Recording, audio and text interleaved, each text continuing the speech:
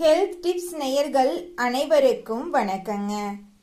இரும்பு சத்து அதிகமுள்ள 5 பொருட்களை பற்றி நம்ம இன்னைக்கு இந்த பதிவில் தெரிஞ்சுக்க போறோங்க.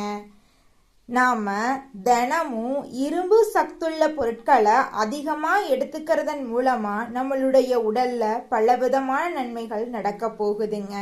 இரும்பு சத்து அதிகமுள்ள பொருட்கள் என்ன பார்த்தீங்கன்னா, முருங்கைக்கீரையில அதிகமான இரும்பு சத்து இருக்குதுங்க. அடுத்ததாக பேரிச்சம்பழத்துல அதிகமான இரும்பு சத்து இருக்குதுங்க. அடுத்ததாக மாதுளை பழத்துல இரும்பு சத்து அதிகமா இருக்குதுங்க. அடுத்ததாக கருப்பு உளுந்துல அதிகமான இரும்பு சத்து இருக்குதுங்க. முட்டையில அதிகமான இரும்பு சத்து இருக்குதுங்க.